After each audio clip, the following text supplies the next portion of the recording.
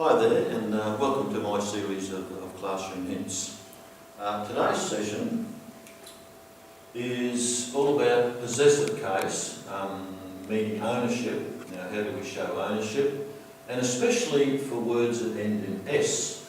This can be a bit confusing. Look, I do have another upload. It's called Punctuation, Mr. D's Lesson 1. And it's all about how to make words plural. Some people get confused over that. Contractions like isn't or it's, etc., or weren't. And there's information there on making words plural, singular words plural, and also, singular words possessive, showing ownership, and also plural words ownership. Now, it is an area of contention. A lot of people have trouble with it, and that's why I'm doing this one here. This will be Punctuation, Mr. D's Lesson 2, and it's just zeroing in on words that end in S. So let's have a look. So possessive case, excuse me, possessive case meaning ownership. So for words that end in S. So when do we use the S apostrophe, as you see in some words, and when do we use S apostrophe S? Now, they are both correct. It just depends on the situation. So just a couple of quick examples. So, for example, the following are correct.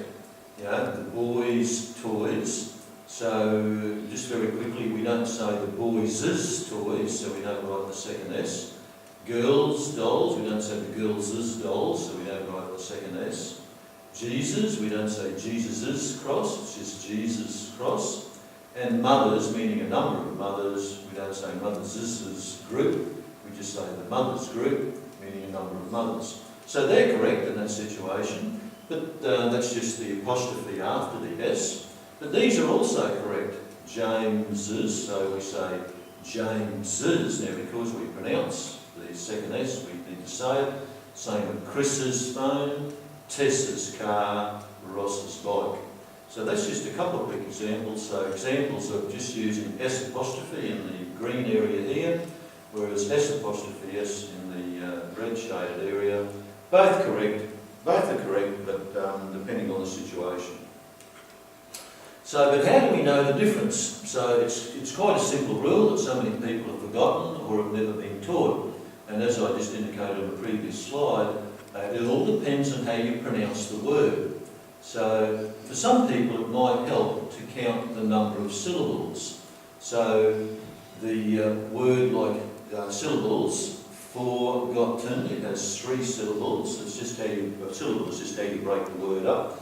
So, some words just 1 syllable, like but, how do you know the, but then difference, more than 1 syllable. For, as I said before, forgotten, 3 syllables. So if you count the syllable, it helps, but it's not necessary. You just have a look at how you pronounce the word. So let's have a look at a few examples to help explain it a little better. So when do we use just S apostrophe? So the word in all of these examples I'm doing today, they all end in S. So what we want to know is when do we just add the apostrophe, and when do we add the apostrophe S? So looking at the ones where we just add the apostrophe, so on the first slide we saw the following examples. Boys' toys, meaning several boys own all of the toys that might be mixed up in the pile sitting over there. So we don't say boys' toys, so because we don't pronounce that second S, we don't write it. Same with girls, we don't say girls' dolls, meaning several girls own the dolls flying over there. So several girls, several dolls. We don't say girls', therefore we don't put in the second S. Same with Jesus' cross, we don't say Jesus' cross, so we don't put the second S in, cross of which Jesus was hung. Again with mothers, we don't say the second S, we just say mother's group, we don't say mother's group, meaning the group that all the mothers belong to.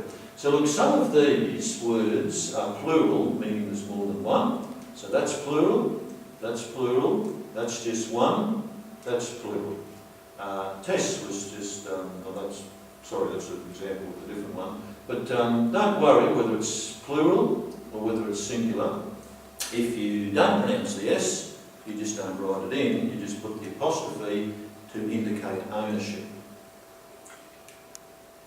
So examples of when to, this is just to use S apostrophe. So it says it does not matter whether the word ends in a S, it's singular or plural, as I just indicated before.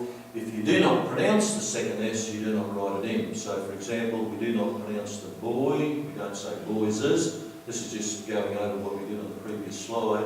If we don't say the second S, we don't put it in. If you try to say boyses, you wouldn't say it, it's too awkward and it sounds wrong in the first place. So, boyses is 2 syllables, whereas when we talk about boys' toys, boys just 1 syllable, not 2 syllables.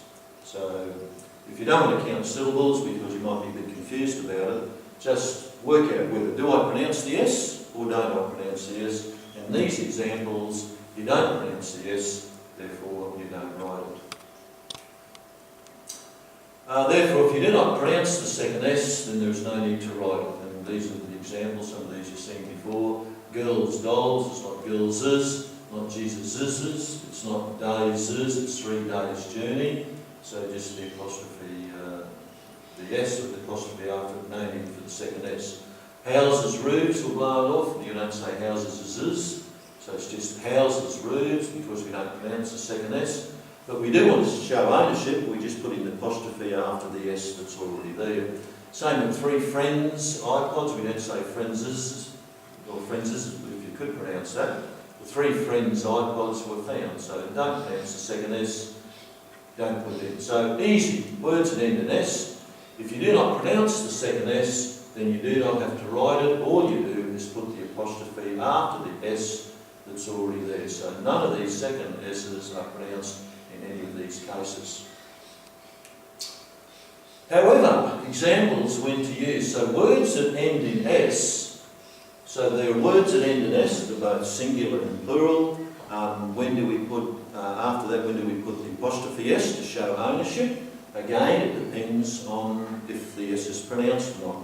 So let's have a look at the other side. We sort of following this other slide, we sort of follow examples. So James, we do say James's book. We don't say James' book. No one would ever say that, even though a lot of people think, oh, the second S doesn't belong there. It's just something that some people think it's the modern thing to do. Some people who don't really understand the apostrophe and the apostrophe S see it written somewhere else, like in the previous examples, and think that's the way to go. If the word ends in S, you just put the apostrophe after it, but not true. James's, we say the second S, therefore we write it. So it's the book that belongs to James. Same here, Chris, we say the second S. We don't say Chris' phone, we say Chris's phone, meaning the phone that belongs to Chris. Same with Tess. We don't say Tess' car, we say Tess's car. So we need to put in the apostrophe S after the S. It's the same as these two here. Ross's bike, we don't say Ross' bike, we say Ross's bike. So Ross is 1 syllable, Ross's is 2. That's another way of working out whether you put it in. But I find it easier not to count the syllables, but to say, hey, do I pronounce the S or don't I pronounce the S?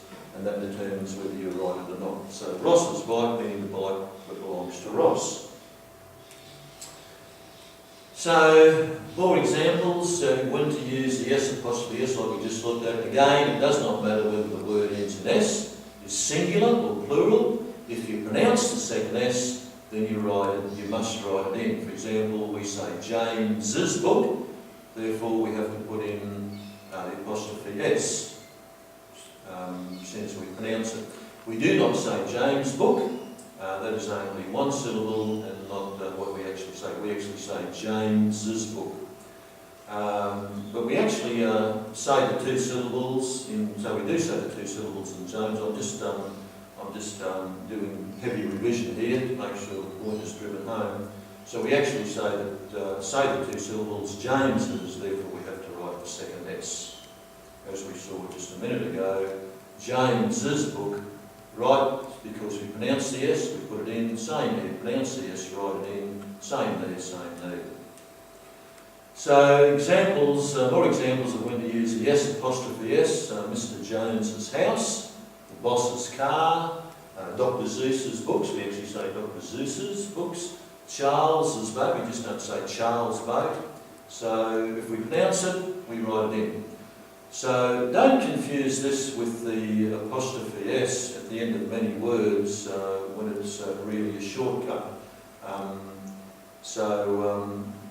This is possessive, so Bill's going to town. These are contractions, so the apostrophe S means Bill is going to town. So don't confuse these contractions with possessive case. So Mum is getting dinner, the army is on patrol, the dog is eating his bone, Dad is mowing the lawn, we've got moving the lawn there, not mowing, sorry, mistake, typo. The ship is nearing port. So look, I hope this has cleared up some of the concerns about words that end in S. Do you just put the apostrophe after them, or do you put the apostrophe S? So all words that end in S, some are singular, some are plural, but they're all we wanting to show ownership or possessive case. And the simple rule is, when you pronounce the word, if you say the S, you put it in. If you're trying to show ownership and you don't pronounce the S, so it's just an apostrophe after the S that's already there. If you pronounce the second S, then it is whatever the name is, like James, apostrophe, and you need to put in the S because it's pronounced. So look, I hope this has been of some help. If it has been, you might like to visit my website, Mr D's Classroom Hints.